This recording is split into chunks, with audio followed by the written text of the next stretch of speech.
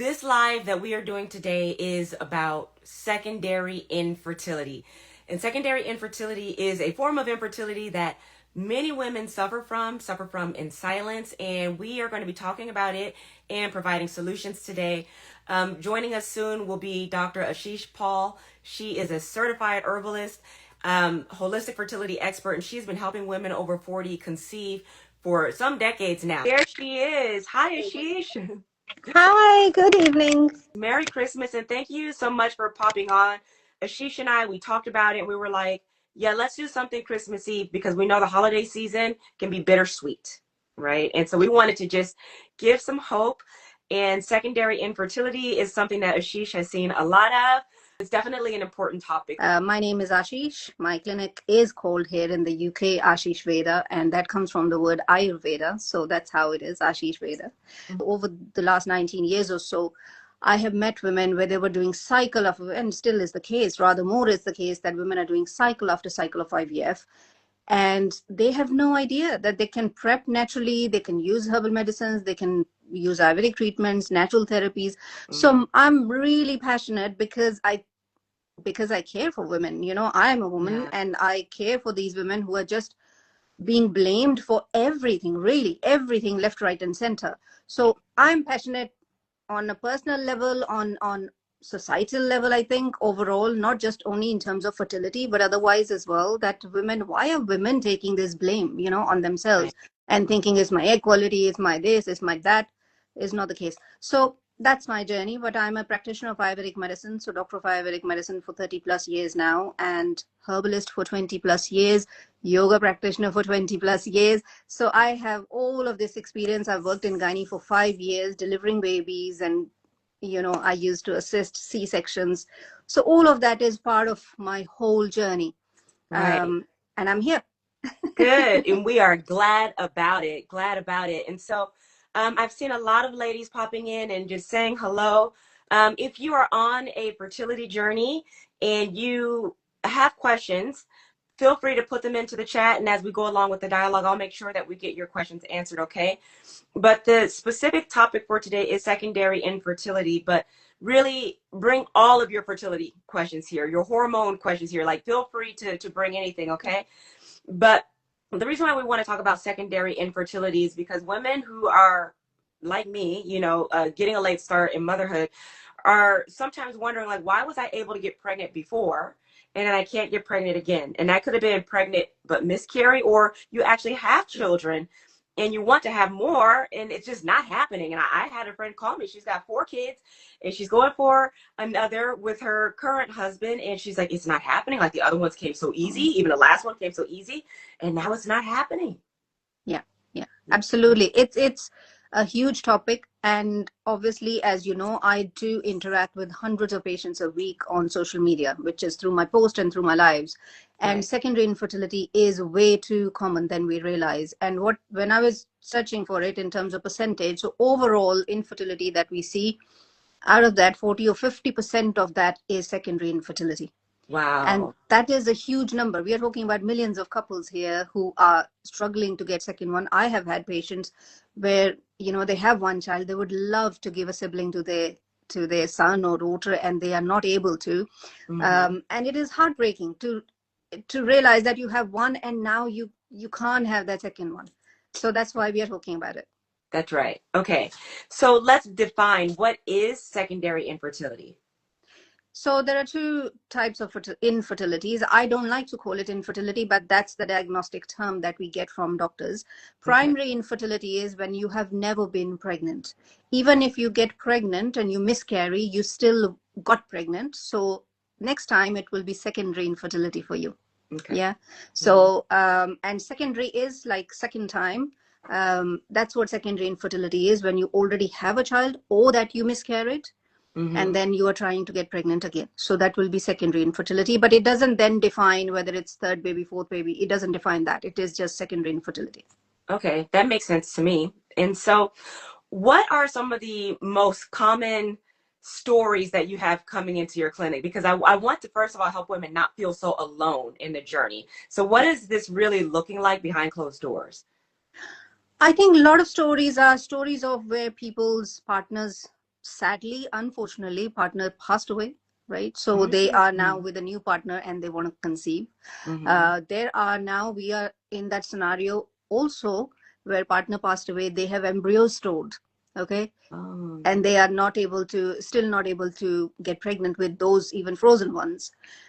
Or they have one child already or two kids already, because nobody can define, that you, because you have one child, you don't feel more motherly, you can't have any more kids. So there is nobody in Mm-hmm. the world who can tell you that. And yes, we should have more kids. We know that fertility overall is declining and we're not having that many kids per couple.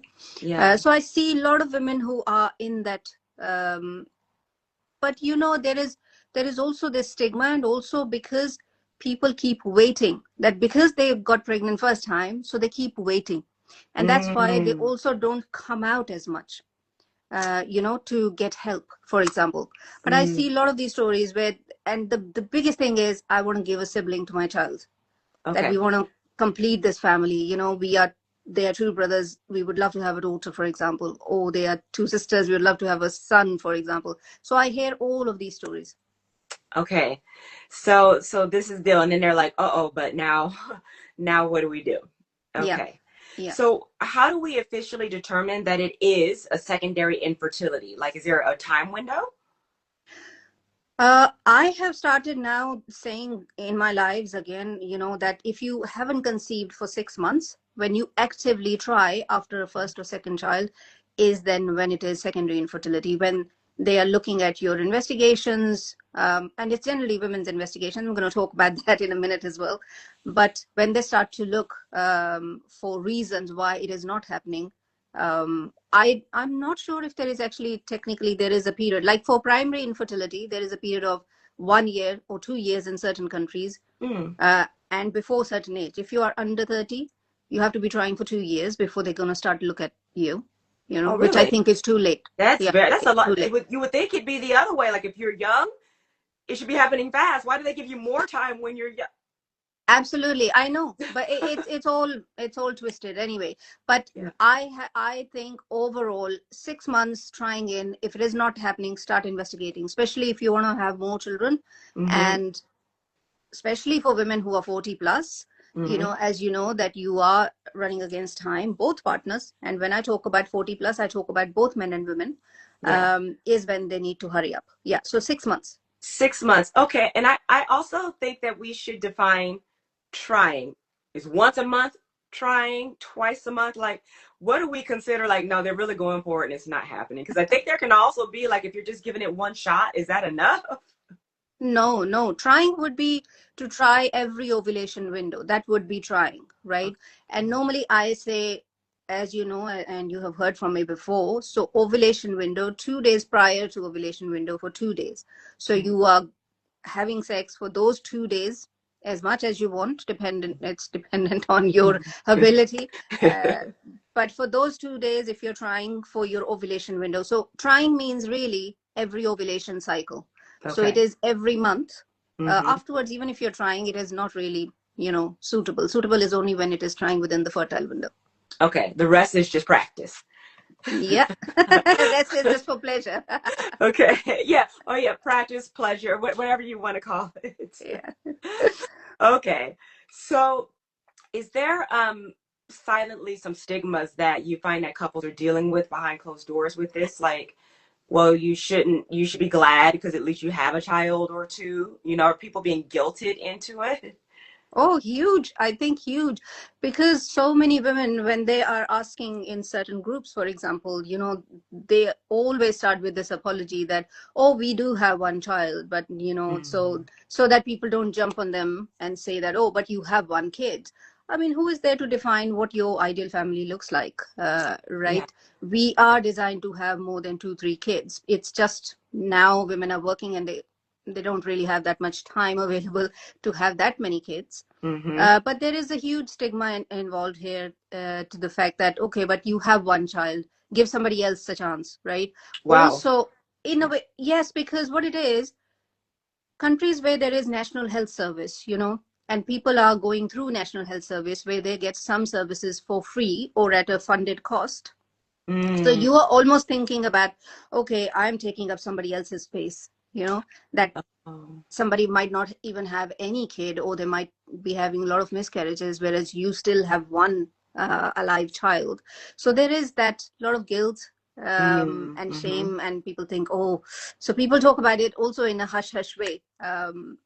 It's starting to open up, but I think fertility overall, as you know, is a taboo topic. That's why we're talking about it. That's right. That's right. And here, I have someone wrote, she says, I got pregnant right after stopping birth control and had an early miscarriage. I haven't been able to get pregnant again since, and it's been a few years. Hmm. Yeah. Yeah, yeah. I think how I see that as well, that there is a lot of trauma that happens with miscarriage, Mm. which we don't address, because medical doctors don't address any kind of trauma overall, unless you are really going mental and they can clearly see that you have got PTSD syndrome. They will not address it.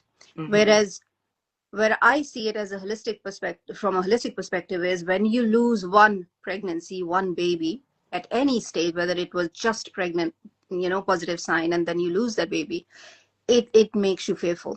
It makes anybody fearful once you lose that precious thing, and then and you don't recognize this to yourself, unless you then go and do some therapy, some healing work, and Mm-hmm. that becomes the biggest stumbling block, because even though you want it, but you're so afraid that you're going to lose it again, Yeah. that you are afraid to get pregnant again. So that I find is the biggest stumbling block, and also because we are not addressing the trauma of infertility. Right. Yeah. I mean, there is a lot of hurt and pain, and I make that clear. And even my personal story, I had maybe the wisdom to know after my first miscarriage, like I went and I got spiritual counseling, and I went and I spoke with church ministers, and I treat it as a spiritual matter because to me it's a spiritual thing. It's not like a mental health, right? Like there's something right. It's natural to be sad. It's life. Yeah, And so to where I assign life, I assign spirituality. And I made sure to talk through as much as I could my fears, my concerns, my ideas about it. And I do believe that that played a big role in me conceiving again. And even still, when I conceived again 10 months later, there was the fear. But I yeah. did conceive 10 months later. It is absolutely.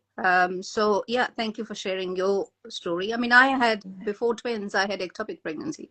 Mm-hmm. So which was eventually is a miscarriage, because, and I lost my right side tube as well. It Oh, almost ruptured, so it was emergency rush to the hospital. But because I'm a practitioner, I can deal with things, and like you, I'm more spiritual, so it goes inwards and you can work on things. But for those who are really looking for answers, why did this happen, and you're looking at everything medically, or also yourself, and blaming yourself that maybe you did something, mm-hmm. um, and that's also something we are not addressing. We overall not addressing so many things about fertility and pregnancy and motherhood. It's Yeah. just crazy. Yeah. Right. So, from a holistic point of view, I don't know if you want to get into your actual therapies and things like that. Like, women can consult with you, for your programs. And oh my goodness, now as I sit here, I realize like I've got to get my link tree set up so women can reach out to you. Yeah. But, oh, I hear my baby girl. She's up from her nap. Okay. Um, I don't know if you will get into your actual therapies and practices, because you are an herbalist, and I know that you like to apply herbal remedies and things, but maybe you can talk through like what does it look like, starting to address this issue of infertility or secondary infertility? Like, what do you start to look at and what do you start to do? Oh, absolutely. As I was mentioning earlier, so 6 months at any point. So you have one child is 1 year old, and you actively now starting to try, do it for 6 months, whatever that age may be, whether you're under 30, you're 35, you're 40, 6 months you're trying. And if in those 6 months it hasn't happened yet, start investigating. And the first investigation, as I always say, is sperm analysis test. You need to get Mm, the man tested. And this I find astonishing, Chia. This is just yeah. absolutely astonishing that women have gone through every single test. And their logic is, but we have a child. Or if it is if they had Hmm. partners before, but he has kids earlier. I mean, I just don't understand that Oh no, logic. and every woman in my DM When I say every, I mean every. If she tells me I've had so many miscarriages, what can I do? Did you have him checked? Yeah, he's perfect. The man's sperm, if you ask the woman, is always perfect, and the miscarriages are her fault. And I'm like, how is that possible? It is, yeah. So same with secondary infertility. So I always ask them, and they're like, "No, I've got my test done, but we already have a child." And I'm like, just think about it logically. If you are going through all the tests now, why are you going through all the tests? You also have a kid, right? If you were able to get pregnant before, then Mm-hmm. so if he was, then so was you. So there is no need to check anything then. It doesn't make Yeah. sense for anything, any result, anything in life that we want to do. And if it is not happening for some good few months, and for fertility, that window is 6 months.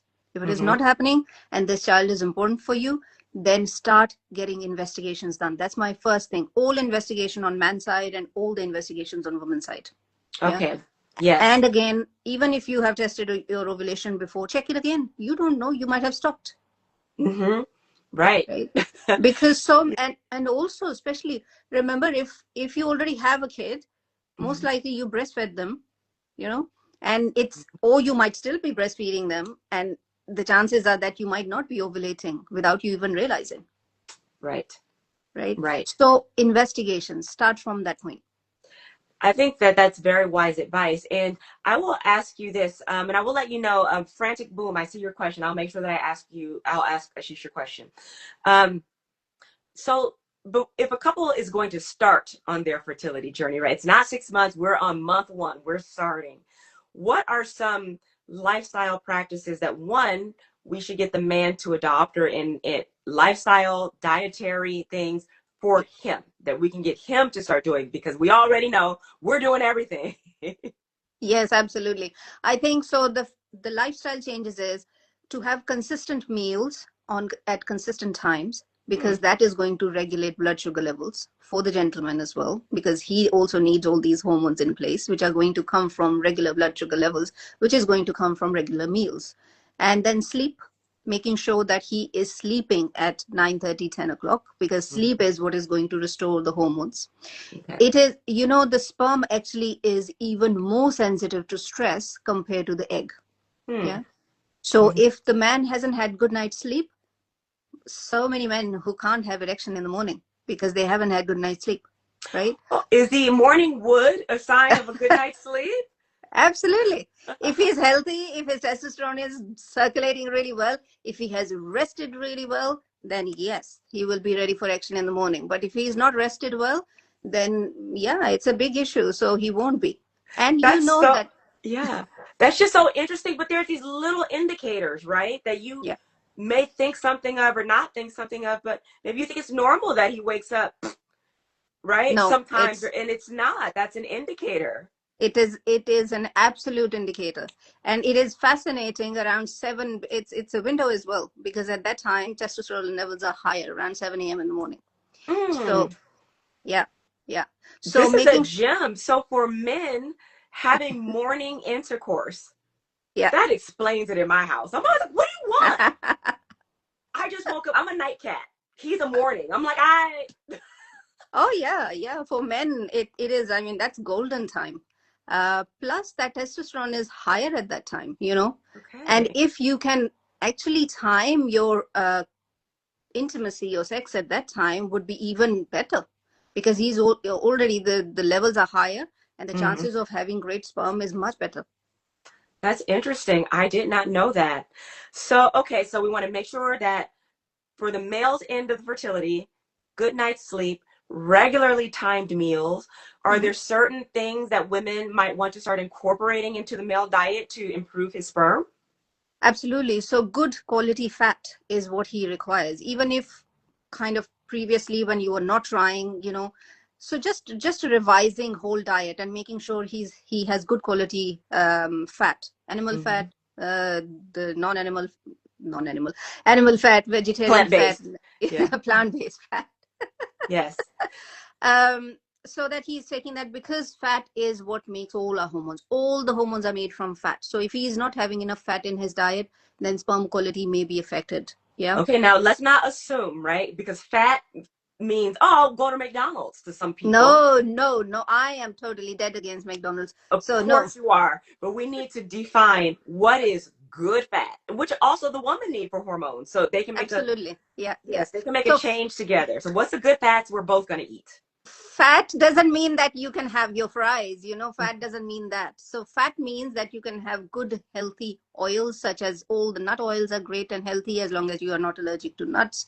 Avocado oil, ghee, butter, coconut oil, and there is goose fat and all those animal fats as well that you can have. So you start incorporating those more in your cooking. Mm-hmm. Okay, Right? good. Yes. Mm-hmm. So diet, yes. So sleep, diet, and making sure, again, that's for both men and women, but making sure that he is, whatever he is eating, his gut is healthy. And Mm-hmm. stress levels is something that you really, really have to, it is, I mean, because stress is such a killer. One, it is killer of intimacy. When Mm-hmm. you're stressed out, you really cannot have great quality sex. Mm-hmm. So stress factor, whatever that stress may be. And now when we talk about secondary infertility, that stress is from the sleepless nights because you already have a child or maybe two of them. And Mm-hmm. intimacy becomes even more of a golden time because you're going to find it really hard to get intimate, Right. you know. Mm-hmm. So finding that window and making sure that you are resting really well and stress is managed. And Okay. especially stress is managed during ovulation window, right? Okay. Doesn't matter after ovulation, whatever you do, you can go and do whatever you want. But up until ovulation window, from the moment women stop bleeding, that 1 week is golden for you. So Okay. making sure that you manage your stress and you're taking good food and good fat and sleeping really well. Also, men and women both, how they are interacting with each other, so it is pleasant environment, Right. overall, whatever you can control. Yes, I mean, on theory it sounds really well, but to how to manage your intimacy, basically, how do you Mm-hmm. spend time with each other? So yeah. Right. Yes, because this is the thing you've mentioned before too. As couples get older, the intimacy factor can sometimes fall out. Like when you're just Yes. meeting each other, it's all hot and heavy and new, but it's not always the case, right? So, do you have some intimacy tips to improve? Throw some. Well, one of them I already said. So first, morning sex is, one really great booster. The other thing is taking time, and again, this is going to be hard when you have kids, Mm-hmm. but maybe that, because that golden window of opportunity, which is the fertility window, you really want to time your intimacy where you want to spend some time with each other, Yeah. and then that leads into having great sex. So you can massage each other, and people will be thinking, what am I talking about? When you have a child who has got time to massage each other. But it is, I mean, that's where babysitters come really handy. So Sure. but So the monthly according to, babysitter, you just have to have almost like a standing date night somehow, some way where grandma or babysitter or somebody, but that has to be part of your fertility strategy to not only just yeah. have sex during your fertile window, but have quality sex where the intimacy is truly there. And so you have to actually set a complete scene. Yeah, and I think I'm stressing a bit more on this because I know when you have kids, it is really difficult. People are not having enough intimacy. It Mm-hmm. goes out of the window. Women also, because of maybe difficult pregnancy, difficult birthing, they don't have the energy to have that kind of intimacy or great sex, Yeah. when you have a child. That is why it's even more important. And I do feel that that might be even one of the biggest factors why secondary infertility is so high, Mm-hmm. is because both parties are really tired, especially women are really tired. So many women I know who say that they've lost interest in sex after having kids, Yeah. Yeah. right? I So understand it. Yeah. yeah, It's like how much of myself can I give? And it does really take an intimacy scene to be set up. So it I is. do I do understand that.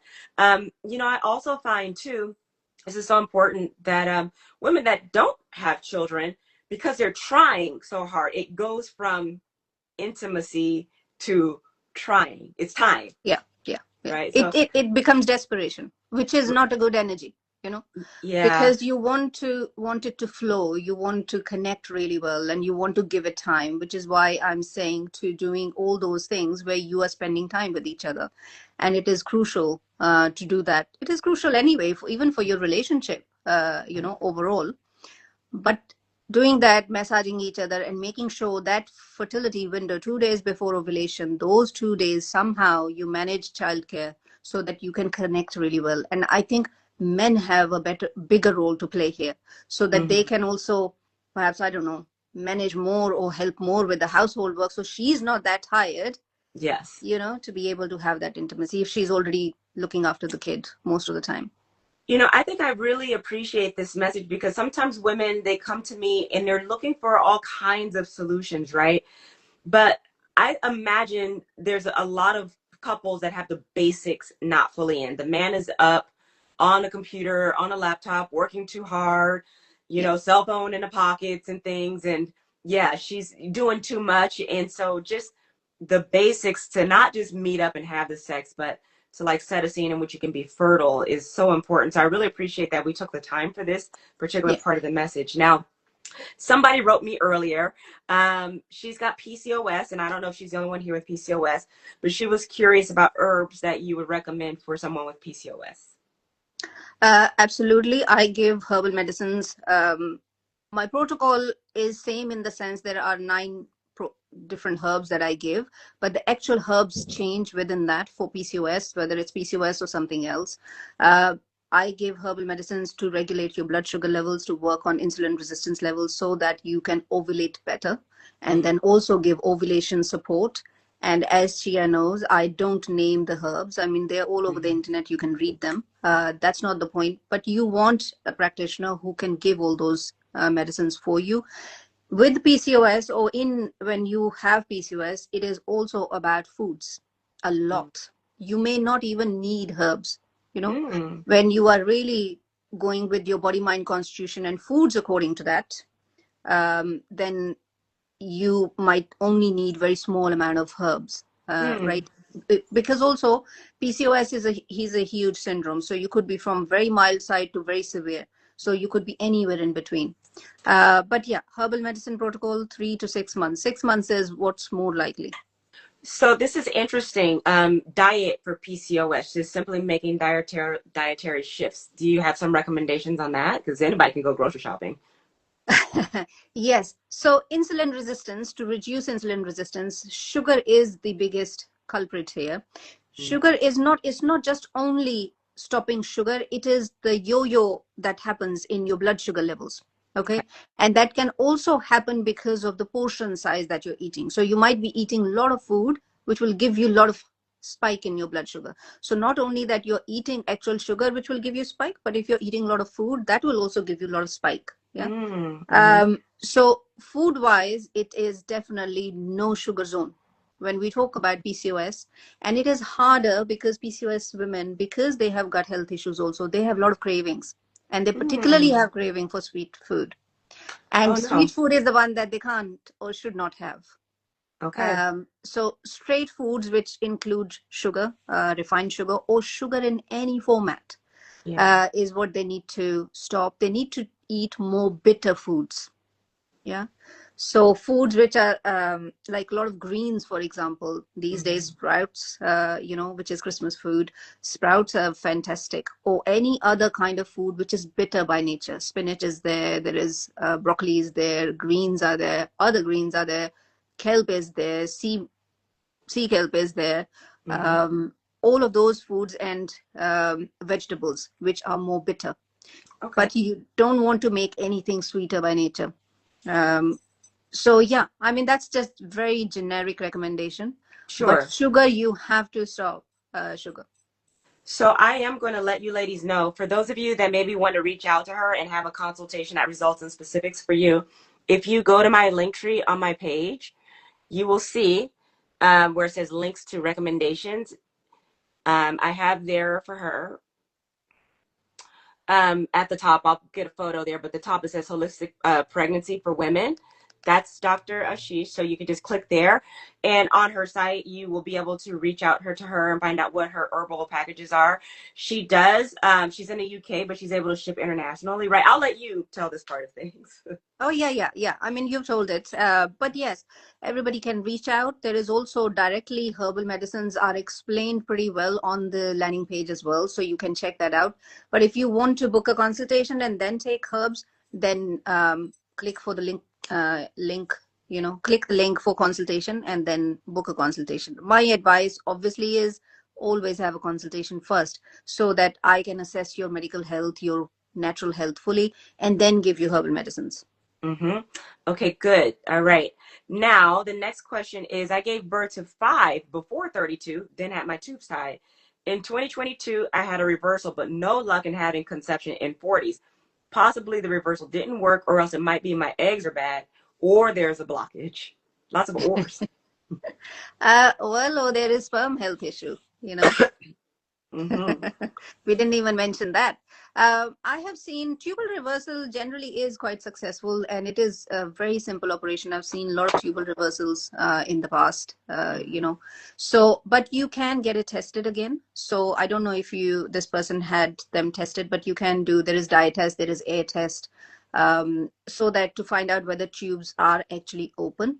Mm-hmm. And then there are natural therapies that you can use so that if they are open, then to keep them open and then Right. make sure that sperm quality is there. I know, isn't that quite something? All these things. Maybe my eggs are bad. Well, maybe it's him. I know, I know, I know. Ladies, ladies, ladies, we are going to reiterate, if you are having trouble getting pregnant, we don't care if it's with the same man you got pregnant with before. If he has children from another relationship, if you are having trouble, he has to get checked. Yeah, Yes. absolutely. Okay. 100%. I don't care if it's your 10th child. He has to get tested. If you are getting tested, he has to get tested. Yes, there we go. Now, obviously, we do have a situation as we get older with our egg quality, right? Yeah. Like that there is a factor with egg quality. Mhm. What is happening to our eggs with time, and what are some things we can do to improve egg health? Yeah, the biggest thing that is happening to our eggs is, and sperm equally, is that they are aging. So when in each of our cells, there is something called mitochondria. Right. Mitochondria are the powerhouses. They give energy to our cells. So every function of our body is done when we have a lot of energy.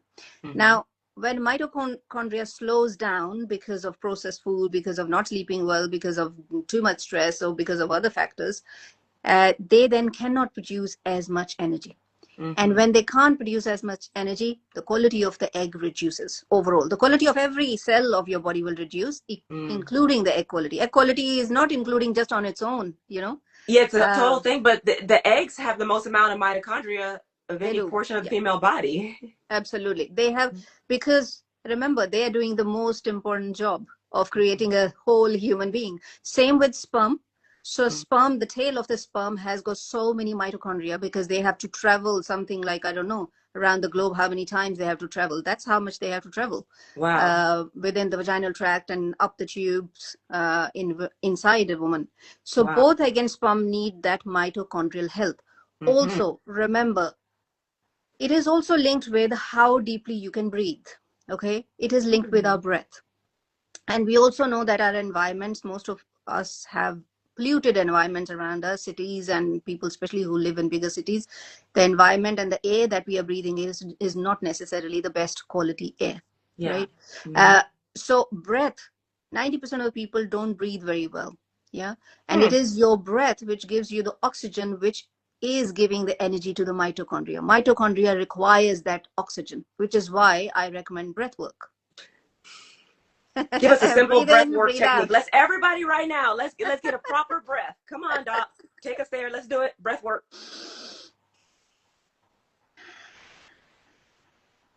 Breathe in, breathe out.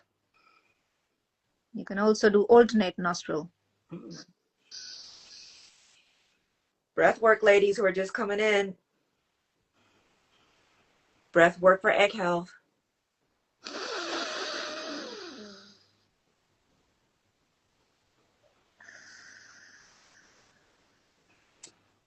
Okay.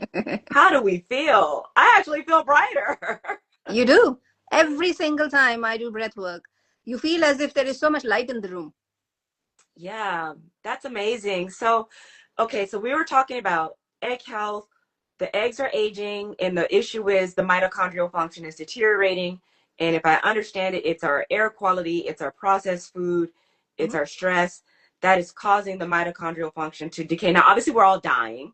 There, once we're born, we're on a trajectory. I don't want to ignore the fact that the bodies are not meant to go forever, but the Yeah, processes are being sped up by yeah, external factors. So, yeah. by improving air quality, like I know I even, you see this little plant up there behind me, Mm. like I learned that there's plants that can purify the air in your house. There's air purifiers. Like I didn't understand that that's something that could benefit your egg quality essentially through, through improved mitochondrial function. Absolutely. And also remember, all the plants, they take up the carbon dioxide and they release oxygen, right? So that's where plants come in really, really handy. So if you have actual live plants near you, which you don't spray with chemicals and they are organic, then they Mm-hmm. will give you the best quality oxygen as well. But you need oxygen for your mitochondria to work. Also, the other factors which will age you faster, if you're eating too much sugar, if you're stressing out too much, you are not breathing very well, and all the things that are making us age faster. Wow. Okay. Well, this is definitely very helpful because it just seems it is boiling down to basics. So, Hmm. Vegan Project Manager wants to know where in the UK exactly you are based because she wants to visit you in person. Hmm. So I will remind every lady here, if you want, I mean, I'll let you give your address, but she can be found via my link tree on my page. So you go to my link tree and it'll say links to recommendations. And I have her up top. So right here, you'll see holistic pregnancy for women. I know that's backwards, at least on my screen, but you got it. You can go there. You can find out where she's located. But to answer the question specifically, what's your location Yeah, so exactly? I'm based in Harley Street in central London in the United Kingdom. So Harley Street is very famous in central London, and we are number 2 Harley Street. Or we have a couple of other addresses as well, number 10 Harley Street as well. But yeah, we can organize that if you want to come and visit and see me in person. Yes, and I will pin her name here as well because you can also just find her um, here on Instagram and follow her. She's always going live. Does a lot of lives on TikTok as well. Um, Yes. so let me just pin her. So you guys can search for her on Instagram, follow her, DM her as well. But she does work on a telemedicine basis as well. Yeah. So if you have labs that you would like for her to review and prescribe you herbs from afar, she can absolutely do that.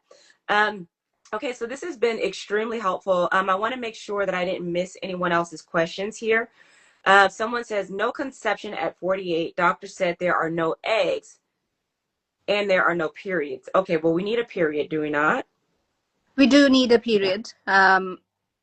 It okay. So if you haven't had a period or you just stopped having a period, it is of course going to be harder. But I never say never. If you want to Mm-hmm. have it, you might still need some more hormonal medication to get your period started, and then to see whether you will produce any egg. But it is a trial and error thing, Mm-hmm. because every woman's body is different. I have had patients at 47, 48 where they had, because you are going to have 1 or 2 eggs available at that stage. Mm-hmm. But see if you want to go down that route and take hormones. If doctors are not prescribing, go to another country, another state, if this is something really you want to pursue. But Mm-hmm. after 45, it is a lot more harder. But I never say no. If you want to pursue, it's your chance. You want to take that chance, go and do everything possible. Right. And I think that that's another thing for women to understand because sometimes the period goes like I'll have women and they'll be like, I'm 40, I'm 41 and I haven't had a period. And I'm like, I don't think that that's right. Like you shouldn't be in menopause at 40, 41. And so even if you Hmm. are 48 and your period is waning or it's stopped, it might be for hormonal reasons that can be fixed. It's not that you should Yeah. give up, right? Yeah, yeah. But it is a matter of um I mean, yeah, it is a matter of pursuing it with all your heart. And I always say give yourself good 6 months to 1 year. Do everything possible, whatever is possible for you financially, in terms of resources, your emotions, your life, whatever is possible for you, give Mm-hmm. it that time. If you have it in your destiny, and who knows, I'm not here to say no, it can't happen, because I see women getting pregnant in 60s. So yeah, give it all that you have. You're saying women getting pregnant in their 60s? Oh yeah, this is recent case in India. The 70, that woman is 70, I think. and she just got pregnant with IVF, and she has delivered a baby. She's 70, never got pregnant in her life.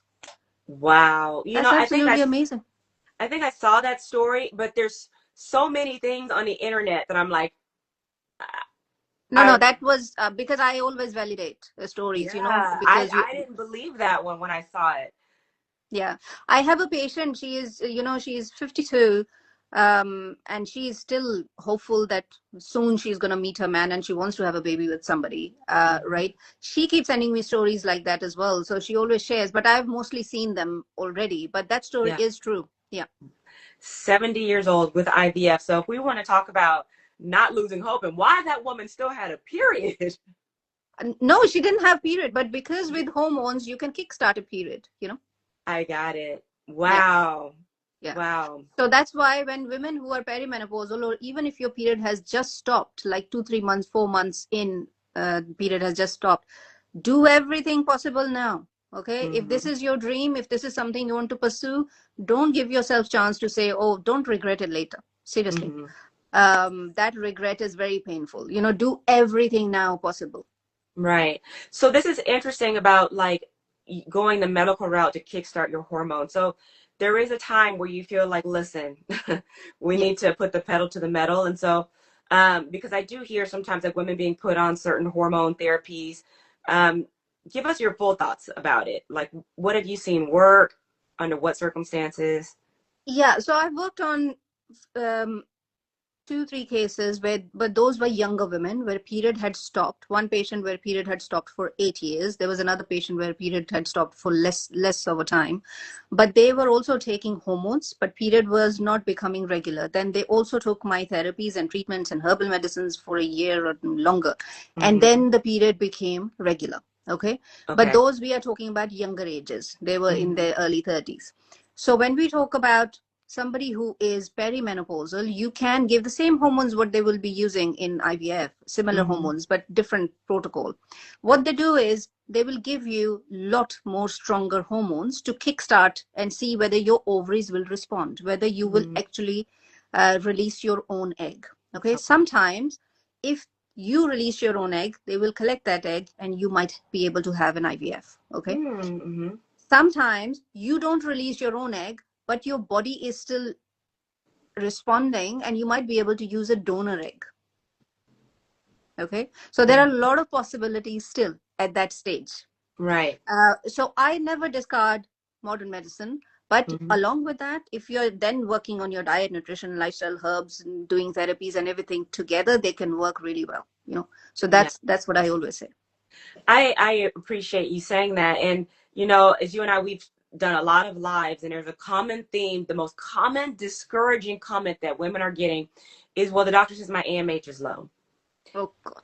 My eggs are bad. My eggs aren't, the doctor said my AMH is low. Yeah. My eggs aren't any good. Can we please dispel the importance of AMH?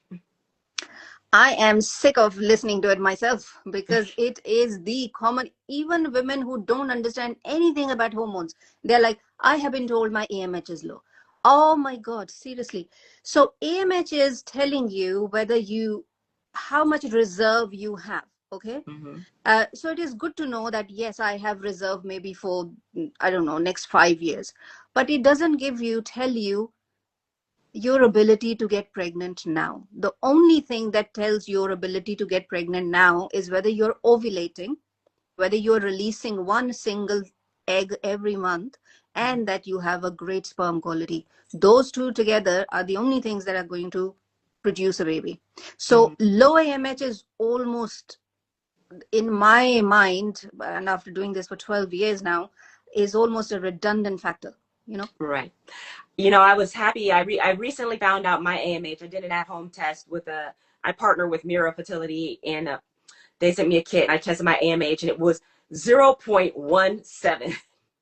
Yeah. And per the test, it was like, but this is in range for my age, right? Like there was nothing Mhm. wrong with the level. But I Yeah. try to encourage women, like, listen, I just got pregnant 2.5 years ago. It couldn't have been that much higher. Yeah, you might have had like one something or point 0.9 or something like that 2 years ago, right? Yeah. But yeah, AMH really truly it is something that gives you that, okay, for next 5 years you're fine, okay, because we are let's say we are starting with AMH, which is 5. So in the next 2-3 years, how much can it reduce? So it just gives you that kind of hope. But you are Mhm. not going to sit and wait for that many years, right? If you're trying to get pregnant, you're trying to get pregnant now. And for that, you need ovulation to happen. So that is why, please get this idea of AMH out of your head. What you need is, every time your doctor talks about egg quality or AMH, talk about the sperm numbers. Seriously, look at the sperm numbers every single time, because we are not looking at sperm numbers enough and we are looking at AMH far too much. It has been given far too much importance. I would have to agree based on how much it's showing up in my content, in my DMs, and I cannot find a single practitioner who cares about the woman's AMH other than it's informational. Yeah, But it's not diagnostic as far as fertility. It's just it's information. It's okay. yeah. It is. It is. Yes. Yeah, so I just think it's so important for women to understand that. Um, okay, so I have a statement. I don't know if it's a question. Let me see. I've had regular cycles, but shorter. So they're every 3 to 3.5 weeks, and my periods are lighter and flow now. I was wondering if I could do something for improving my lining or take progesterone to lengthen my cycle. Oh, well, yeah. So you can live better, eat better, sleep better, and that lining will improve, and your hormones will improve. You can take some herbal medicines, and your progesterone will naturally go up. Mm-hmm. What happens sometimes when cycles start to become shorter, that it is 3 week cycle, which also happens to a lot of women 40 plus or 45 plus. Which may also mean that your progesterone, shorter cycle generally means that your progesterone is lower. That is why your cycle is not as long, the luteal phase is not as long. And for that, you need the quality of your nutrition, because that's where you're making hormones from. You need the quality of your sleep. You can take exogenous, what we call exogenous progesterone, in terms of pessaries or whatever not. But I would be more interested in making kickstarting your body to make its own progesterone. Mm-hmm. What about exercise in all of this? Like, what type of exercises should both the man and women be doing to improve their fertility? Uh, you know, I think with everything, it is a matter of what is the ideal one for you. Okay. What exercise is ideal for you? What quantity is ideal for you? What timing is ideal for you? It is very specific for everybody, and it is very different for everyone. Same for men as well, and same for Mm-hmm. women. So you need aerobic exercise, you need some kind of HIIT training, you need some kind of weight training, you need some yoga. You need a mixture of all of these. But Mm-hmm. how much and how little? Because too much, you do too much exercise, and there is too much testosterone being made in women's body, and then you don't ovulate as much, or you are not able to get pregnant, right? Same with men. Even in men, if men are doing too much bodybuilding exercise, or they are taking some kind of anabolic, all these materials, that also reduces sperm quality. What So what kind of materials would so they the be all taking? these powders, the protein powders and everything that men are taking, that Mm-hmm. is damaging to sperm. Well, no, this is a big one, and we shouldn't gloss over it because we Yeah. have all these pre-workouts, whey protein powders, protein isolates. Like, Yep. there's all these. Gosh, my mind is going blank on all these things Pea that men are. protein, whey protein. Pea Mm-hmm. protein is so common, whey protein is so common, and all these proteins, that the powders that men are taking, they're damaging for the. I have patients, men who I am treating, and they were taking so many of these and they've stopped. Wow. So it's not the fact of taking it, but they were just taking so many. Is this the Yep. or so much? Yeah, relying on it too much. Also, that there is a lot of sugar in them. There is a lot of Mm-hmm. different kind of thickeners in them, like guar gum and all those thickeners which are added to make it more tastier. And there are a lot of colors, coloring, any kind of coloring, any food coloring, which is it comes with E numbers. So you can check all the E numbers of things that you eat. They Mm-hmm. are all damaging to sperm, all of them, Mm-hmm. and they cause ADHD. There is a direct link with all food colorings like M&Ms and colors, then Yeah. all Like these red dye number Skittles. 4 came under scrutiny, but I think that there's more than that causing problems. Yeah. So Yeah. all of them, and that's why it's not good to give them to boys, also younger boys, because they interfere with the testosterone, the pathway of testosterone, and they are damaging. And same with the sperm for the grown-up men as well. Wow. Okay, that is definitely good to know because there's a lot of protein powders on the market, and I did Mm-hmm. not consider what that might be doing to sperm health. So I hope you ladies all heard that. Yes. So we got another period question.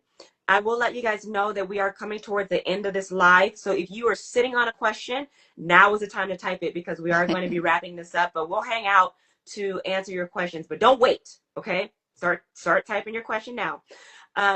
So Island Girl Lala wants to know, what if your period days become shorter? They went from 5 days to 3 days. What does that indicate? That also indicates that your hormones are not where they should be. Most likely, estrogen is also not where it should be. And that's why your actual cycle is shorter as well. That's also not a good sign generally. Mm-hmm. As well as if, even if it is for 5 days, but the bleeding is much less, Mm-hmm. even that is scanty period is also not a good sign. Generally, it is more gearing towards PCOS kind of scenario. So you don't want that. You want good, frank bleeding. So you have to look at everything again. It is coming from what you're eating, how your stress levels are, how your body is doing with things. Maybe you have eaten too much sugar in the last 2, 3 months.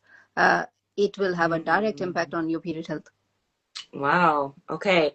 So this is extremely important as we come through the holiday season and everybody's been picking out and drinking. It might show up in how your cycle looks. Yeah, In- absolutely. Yes. Interesting. So I think that this is just a good plug as we're heading into Christmas and New Year's. Dietarily, don't go off the rails. And if you did go off the rails, pull yourself back together, because that could simply in and of itself be affecting your hormones and your period. Is that what Yeah, I'm understanding? absolutely. You're correct. Yes. I got the wild yam question. Somebody, usually there's multiple questions about wild yam, but here one goes. Camille, she says, is the wild yam cream healthy to help balance your hormones? Right. Okay. So wild yam is fantastic. Okay. But the dosage of wild yam in the cream is maybe even less than 1%. You will have to apply a lot of cream. When Mm, we talk about wild yam, the best way would be, if you do want a wild yam to compensate and act as a phytoestrogen for you, you have to eat it every single day, 3 times a day perhaps. You have to also take maybe it in a herbal format as a medicine or a tincture, and then you can use cream. That's how that will compensate, because phytoestrogens work differently. They are not estrogen directly, but they work on the same receptors in your body.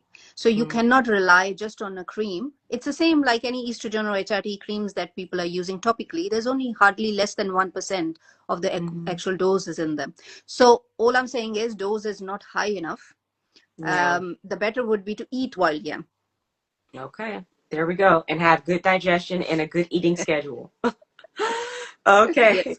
The questions are falling in. So now Bloomsbury is saying a surgery for small endometriosis. She's been told that it will decrease her AMH. Surgery, endometriosis surgery. Mm-hmm. Well, inflammation of any kind will reduce the quality of the egg overall, not necessarily the AMH. AMH will reduce if there is endometrioma or if ovaries are affected. Yeah. Mm-hmm. So Yeah. not necessarily, not all the Okay. time. Yeah. All right. Okay. Now here we go. I heard that Ozempic promotes pregnancy after weight loss, but how true is this case? Do you know anything about that? I've heard that on the internet. I have, yeah, Ozempic babies. Mm, So I will be actually very worried about those pregnancies. How yes, because you need to be in a healthy weight range to be able to get pregnant. You need to be in a healthy weight range for anything to be fit, right? mm-hmm. So obviously women who are above 30 BMI or 35 or 40 and take Ozempic, all of a sudden the body starts to function really well, and Mm-hmm. that's where those babies are coming from. But I would be very concerned about how and what genetic makeup that baby is getting, that baby's health as well as your health during pregnancy, and what Why do you happens say to that? you. Because Ozempic is a very what's the word? It's a very strong Ozempic or any drug like that. GLP-1s, they are very strong. So whatever Mm-hmm. they're doing in a very short span of time. And if you are not careful, and if you're not doing it with the lifestyle changes, then the chances are that body will rebound at some stage. And you are going to have more side effects if you're using higher doses of any medical drug. So that's Mm-hmm. why I will be more concerned, as well as we know that they reduce your muscle, the actual muscle. So if you don't Hmm. have enough muscle in in your body overall, people can have more palpitations. There can be more heart issues. There can be more other issues. So yeah, I would be concerned about those. Hmm. Okay, so we're not necessarily going for those Ozempic babies, although we understand the men might like the way you look trimmed down. Yeah, So, all right. Okay, good. So I think that we've answered all the question. Bloomsburg gal, she corrected me because I said endometriosis, but it's on endometriomas on her ovaries. But I think you understood her question because that's a word you use. So I did. I hopefully, did say that. Yeah. yeah, she understood you better than I did. Okay. um, all right. So this person is asking, is there any research on baby's health after Ozempic? I bet you were on wait and see on that one. Yeah. Well, we can check, but because the whole GLP thing is very new, Yeah. you know, and actually it is not just GLP. If you lose weight, even otherwise, you will get pregnant faster. That goes for even regardless GLP ones, because we Yeah. do that overall when we do Panchkarma programs and other programs to reduce weight or to make people healthier. They will get naturally pregnant as well. So yeah. Okay. So, here's a question from MJ. How is she best able to, okay. How are you best able to tell if your hormones are balanced versus imbalanced aside from quality of your period? Are there certain tests, devices, etc.? Well, first of all, your period is not the only thing affected by your hormones. I think that's something that we get wrong, and we are just presuming that sex hormones are the only hormones, or that hormones are only affecting your period. If you're not sleeping well, if you're moody, if your blood sugar levels are up and down, if your mood is up and down, it is all due to your hormone imbalance. It Mm-hmm. is not just only your period health. So Right. if whatever is happening to you, even if you're getting excessive amount of colds and coughs, okay, the fact that your immune system is not strong, it is also a hormonal issue. Hormones are everywhere. Sex hormones are not the only hormones. Mm-hmm. So look for all the signs that when you are happy and healthy, you are able to sleep really well, and you wake up in the morning and you feel fresh, you are otherwise vibrant, is a sign of your hormonal health. And Right. if period is very quick sign for women, but there are all other signs also. Skin, for example, if you've got eczema, if you've got itchy skin, if you've got skin with red rashes, these are all hormonal issues. Right. So there's various tests that women can ask for, right? Because I know if you go to a medical doctor, they will run certain panels as CBC with blood, blah, blah, blah, kind of Yeah, basic stuff that they all order, right? But if you yeah. want to really know how you're doing as far as your nutrition, your vitamin stores, your hormones, are there Mhm. certain tests that women should know the name of so that they can ask their practitioners about them? Yeah, the usual blood panel is one. Then there is hemoglobin. There is liver function test, because if your liver is congested and liver enzymes are raised, that means your liver is not functioning optimally. That can also give you hormonal imbalance.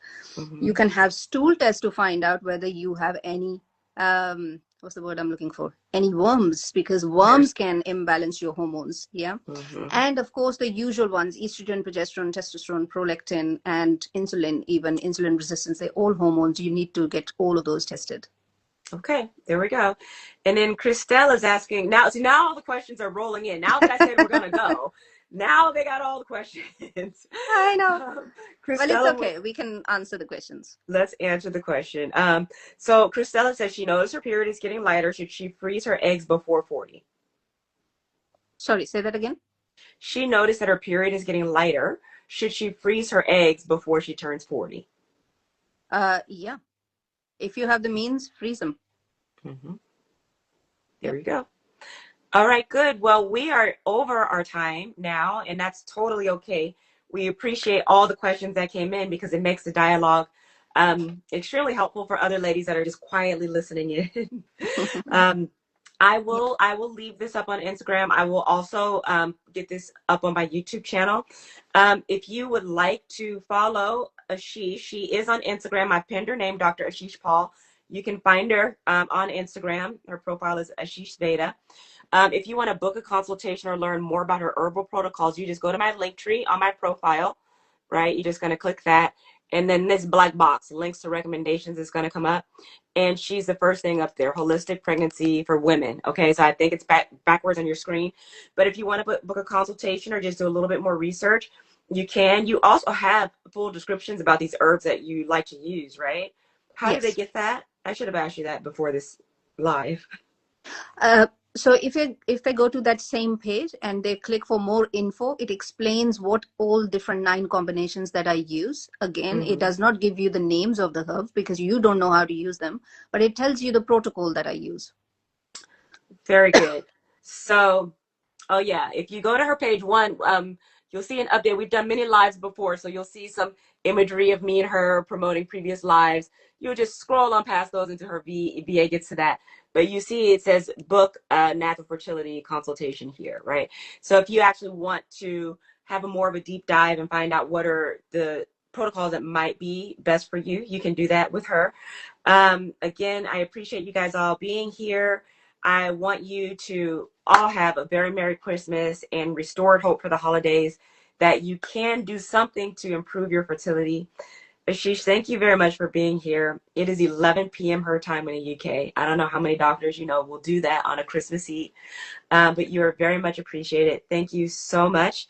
It means a lot to me to give hope over the holidays. So if you guys appreciated us being here, definitely let us know. It helps. That's kind of our pay, that you enjoyed the live. Um, until later, you all have a very, very Merry Christmas and Merry Christmas Eve to those of you who aren't there yet.